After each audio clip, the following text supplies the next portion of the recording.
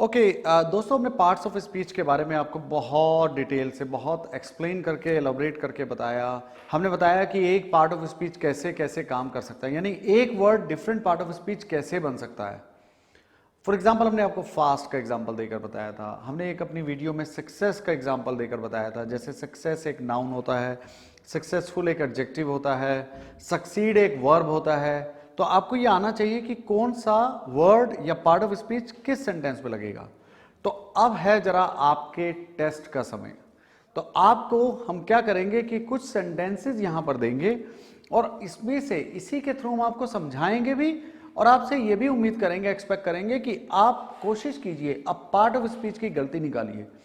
तो चलिए, इतना काम तो मैंने आपका आसान कर दिया कि मैंने आपको बता दिया कि जो मिस्टेक है, जो एरर है, वो पार्ट ऑफ स्पीच की है। Okay, so here we go. So हम पहला सेंटेंस पढ़ते हैं। तो पहला सेंटेंस है, the failure to inspect our factories is clear indicate that our licence will not be renewed.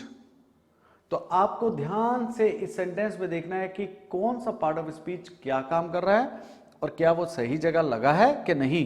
अगर आप इन सेंटेंसेस को भी बार बार प्रैक्टिस करेंगे तो आपको समझ में आ जाएगा कि पार्ट ऑफ स्पीच क्या होता है। तो चलिए शुरू करते हैं। देयर एक पॉजेसिव एडजेक्टिव होता है, उसको एक नाउन चाहिए। देयर बिल्कुल सही है, पोजीशन बता रहा है। Failure is a noun. To क्या है? टू प्रीपोजिशन है। क्या है? प्रीपोजिशन है। लेकिन इंस्पेक्ट आ रहा है तो क्या काम करेगा? इंफिनिटिव। मैंने आपको बताया था टू के बाद वर्ब की फर्स्ट फॉर्म इंफिनिटिव होती है। To inspect. Our again possessive आया, पॉजेसिव एडजेक्टिव है, नाउन आना चाहिए, बिल्कुल आ रहा है। फैक्ट्रीज। अब सवाल यह पैदा होता है, फैक्ट्रीज के बाद इज आएगा या आर आएगा? That is the main question जो आपको पूछना है। तो दोस्तों याद रखिए, जरूरी नहीं है कि वर्ब से पहले जो नाउन आए वर्ब उसी के हिसाब से लगेगा। वर्ब हमेशा गवर्न होता है सब्जेक्ट से।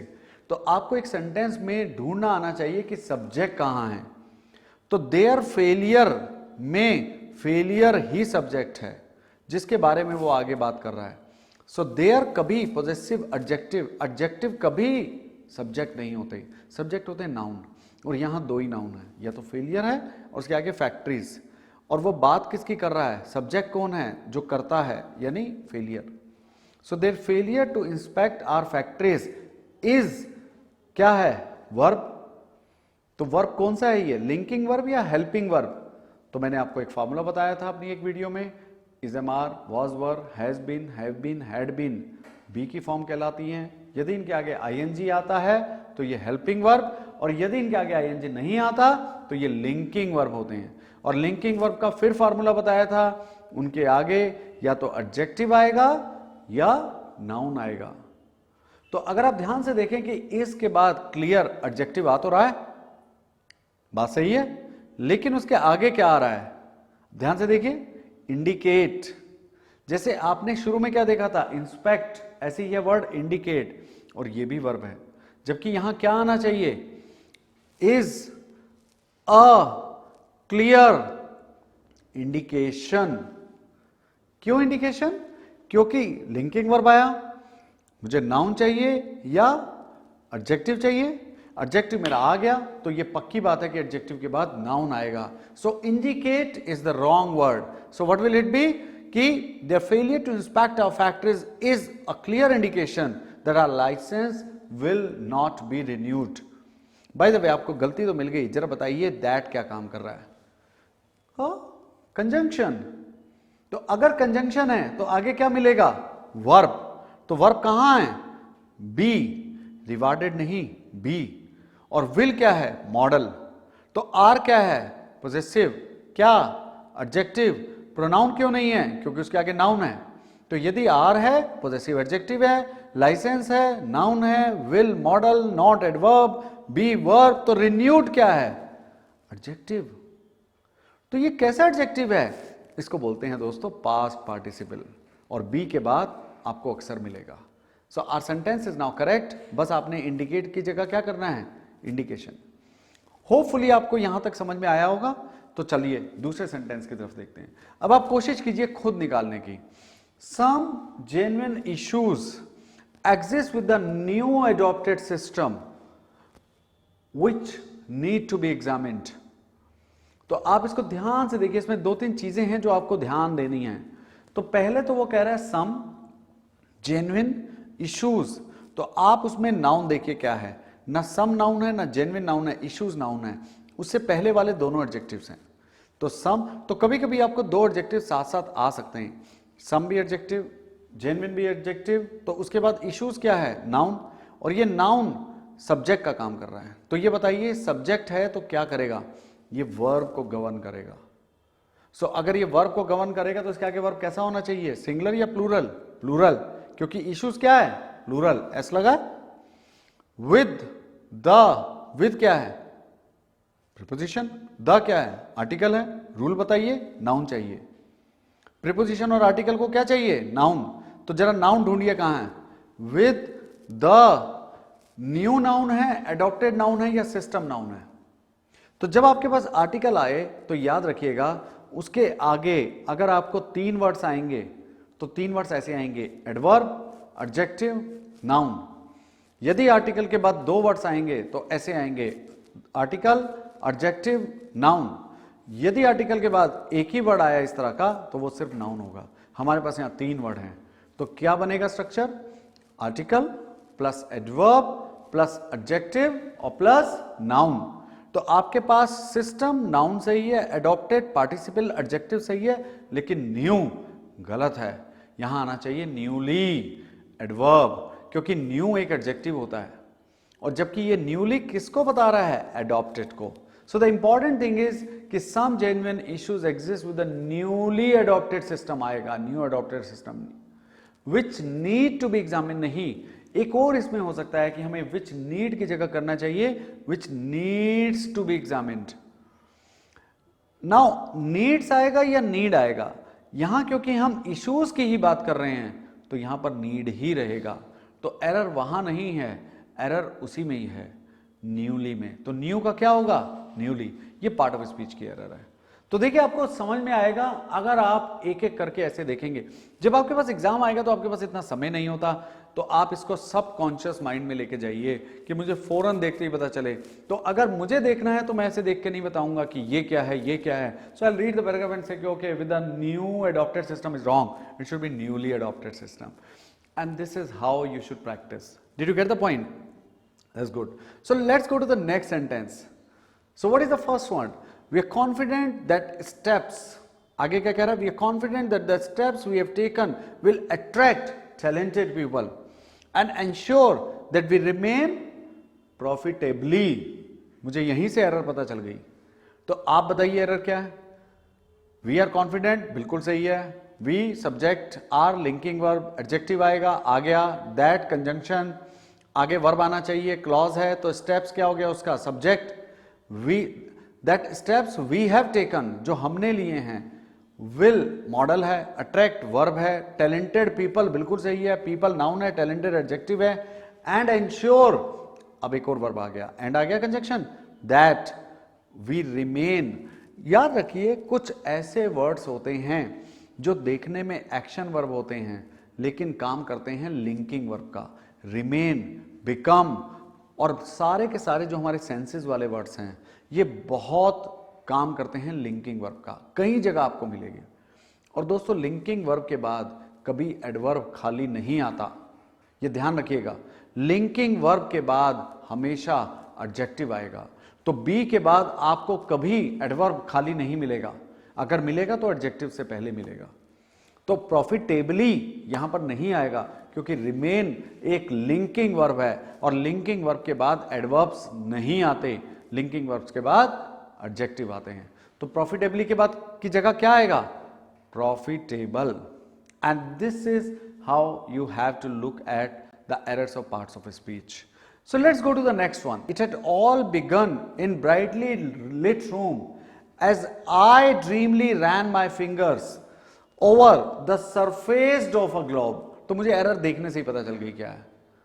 तो अगर आप शुरू से देखें तो it had all begun, had के साथ वर्ब की थर्ड फॉर्म आएगी, ऑल उसके बीच में आ रहा है, एडवर्ब का काम करेगा, इन प्रेपोजिशन अ आर्टिकल.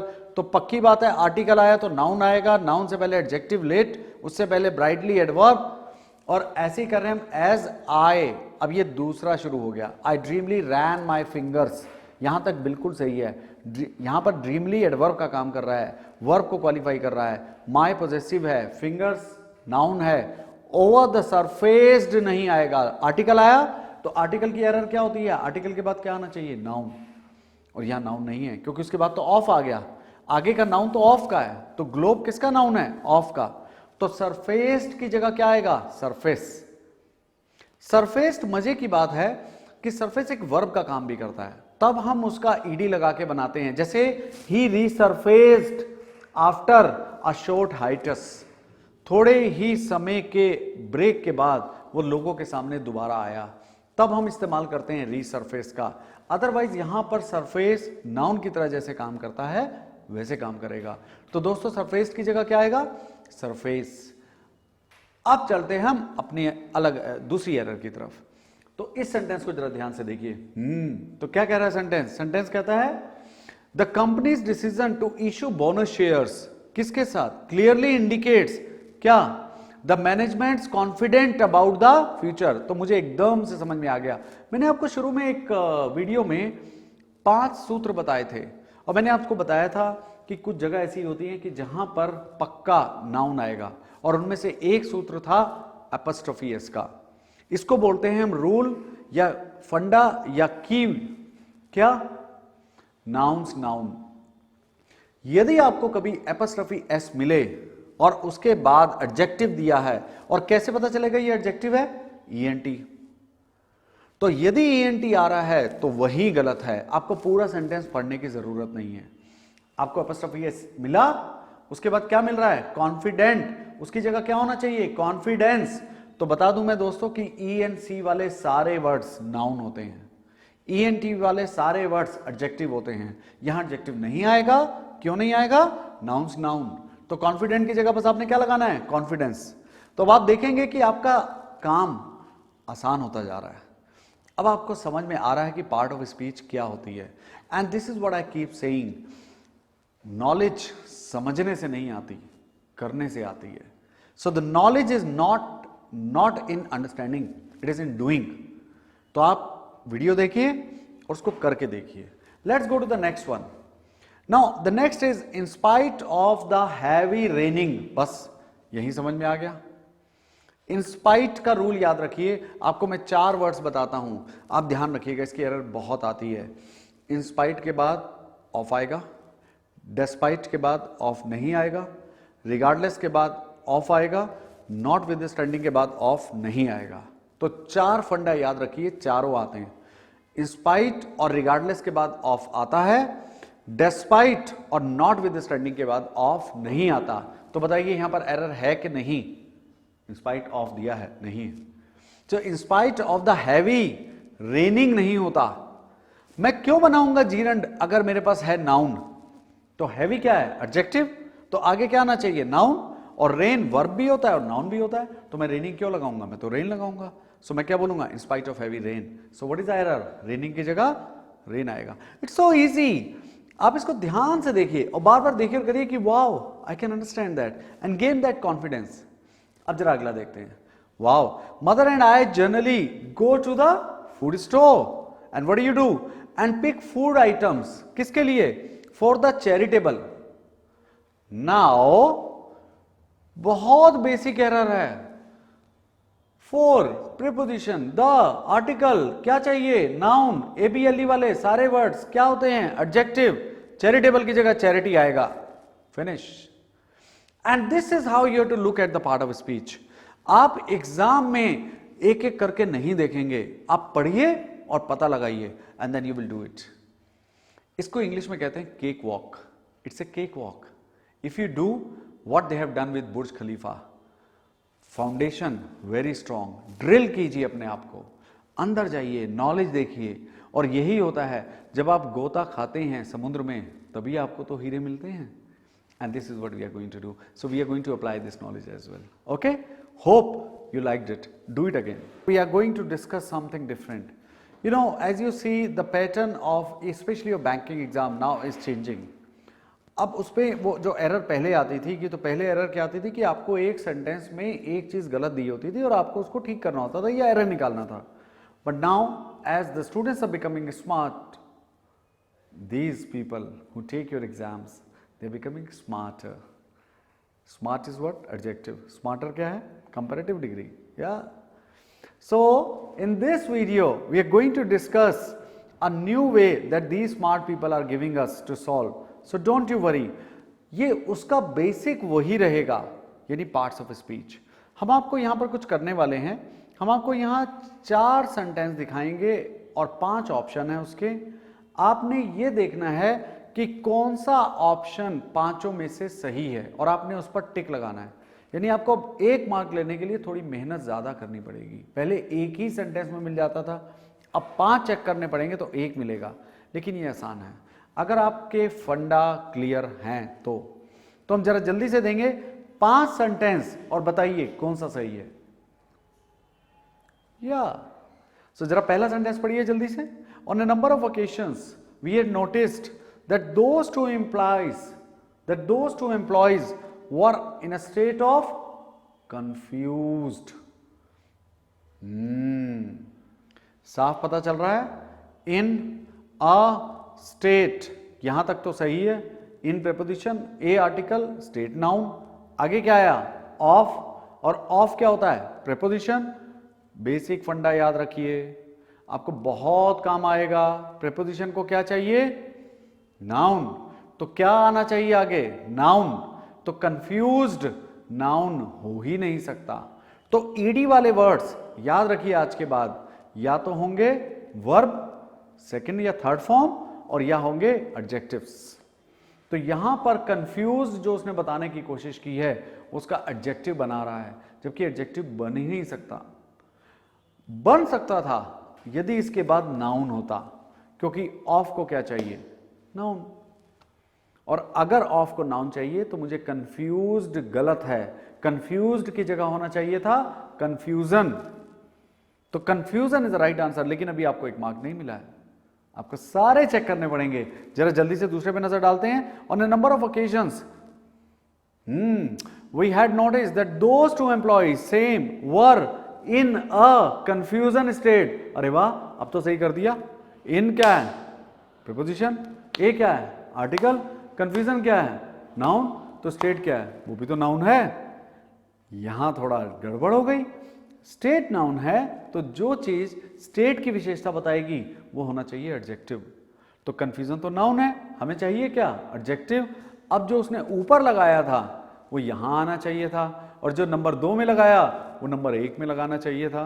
तो ऊपर होना चाहिए था इन अ स्टेट ऑफ कंफ्यूजन और नीचे होना चाहिए था इन अ कंफ्यूज्ड स्टेट, जो कि नहीं है. दोनों गलत. तीसरे की तरफ आते हैं. He was confuse. अभी क्योंकि इसने ऊपर कंफ्यूज की बात कर रहा है तो जरूर यही है. तो ये तो सही लग रहा है मुझे लगता है. क्या कहना है आपका? ही वॉज कंफ्यूज सही है? बिल्कुल नहीं. मैंने आपको बताया है कि 90% B verb.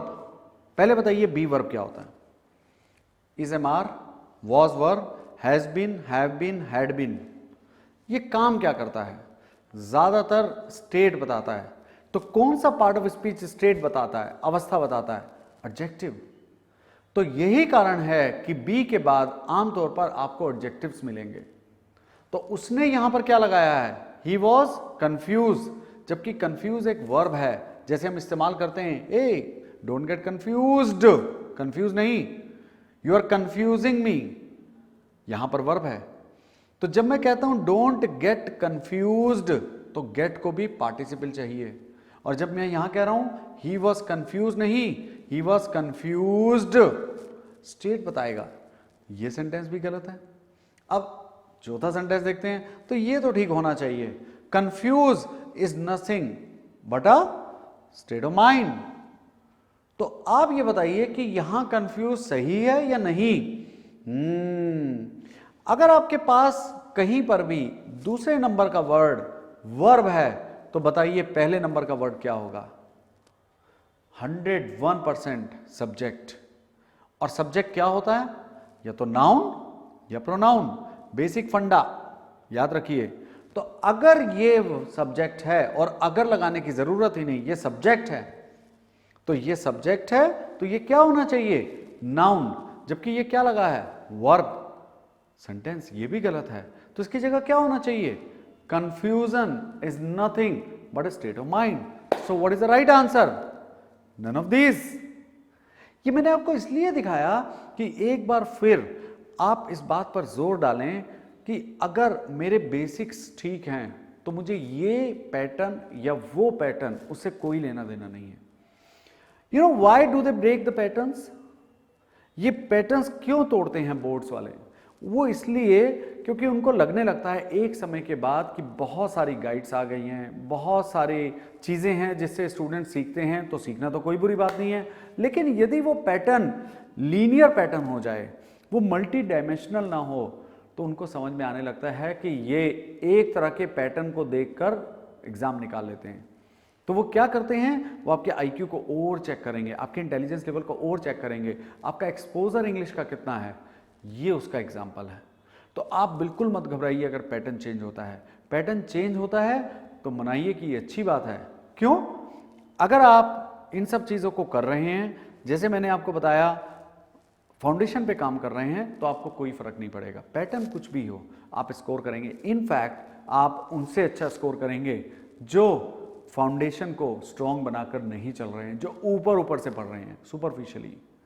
Did you get the point? तो आपने बात किस पर करनी है, व्हाट पे या वाई पे? वाई पे, क्योंकि वाई सब पैटर्न का आंसर है, व्हाट सिर्फ 1, 2, 3 या 4 पैटर्न का आंसर है। Did you get the point? Hope you understood. Yeah, in our next video we'll talk more about a very important part of speech, that is noun. Stay tuned. Thank you.